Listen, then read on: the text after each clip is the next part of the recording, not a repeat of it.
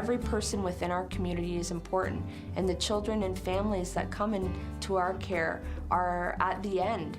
They need the support so that they can go on, so that their families can stay together, so that they're going to be successful. These are the kids that have been labeled that these are the bad kids. And honestly, these aren't the bad kids. These are the kids that are just misunderstood, and nobody knows how to speak their language. And we're fortunate enough to know that in our building, we figure out their language and we can talk to the kids. We are the ICU of mental health, of children's mental health. There is no other agency. We are critical chronic care.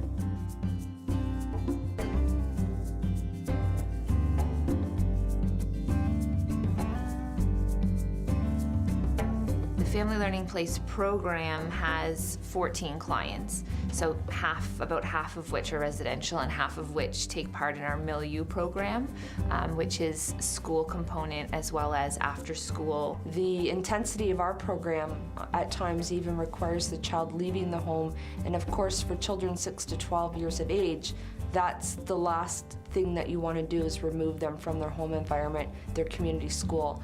When they get to us, it's at a crisis state where they feel as a family and they feel as a community that they no longer have any resources left to help these children.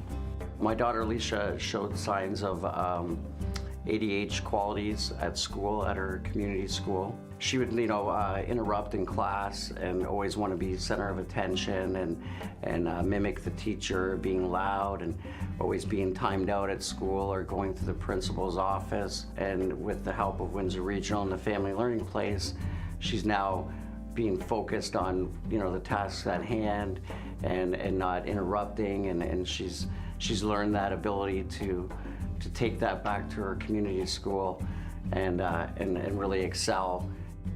You don't know where to go with their help. You have hope, and there is a light at the end of the tunnel.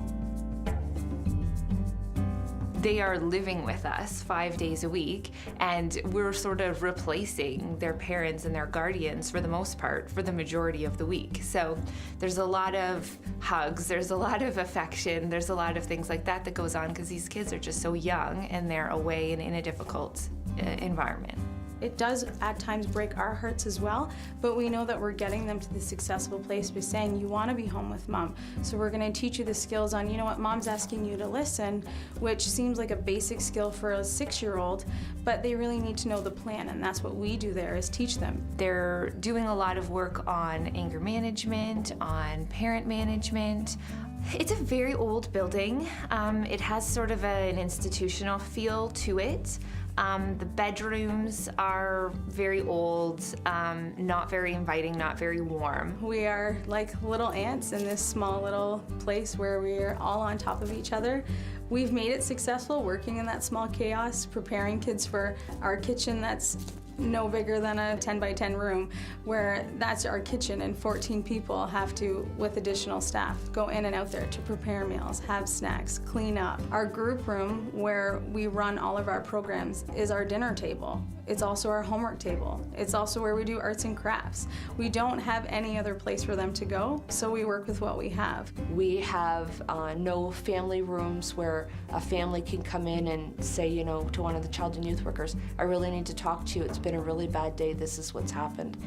In retrospect, there's no private area where the child and youth workers can say to a parent, you know what, your child's had a really rough day. If I needed to talk to a counselor privately, see how my daughter did that day, there's really no place for them to sit and talk to the parent without others listening. It wasn't as private as it could be. It doesn't really fit. I mean, part of my job is to do the pre-admission work with the families. So when they're coming into the program, I'm the one who's introducing them, taking them on the tours, and usually they have a great first experience, but then as we go on the tour and we stop at the Family Learning Place, they seem to be sort of taken aback. Maybe they were expecting something newer or something a little more warmer of an environment, which it just isn't.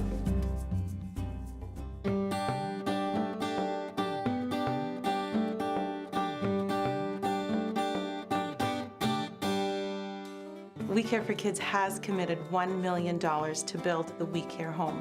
We cannot do it alone. We need the support of the community. I truly believe This is an amazing cause, and we can make a difference. Every child deserves a loving, caring environment, and a makeover will provide that home environment for them. You don't want mental health or kids as young as 6 years old to feel like they're in a hospital, because then they look at themselves with a stigma, I'm sick, there's something wrong with me. In the new environment, there will be treatment rooms, there will be enough bedrooms for each of the kids, and there will be more space. It's going to be exciting to say to a parent, it looks like you've had a rough day, come with me. Let's go talk in this room, and we can close the door and we can actually talk to you, and we can concentrate on what you're saying and not be affected by all the noise going on around us. A kid has a broken arm, you can see a cast, you can visually see it. With mental health issues, you don't really see it. It just comes out through their behaviors. It's so important that these families and these children get help, because the whole community will benefit when they leave the program and they have the new skills and they can go back into school, and that child can say, I'm happy, I feel successful.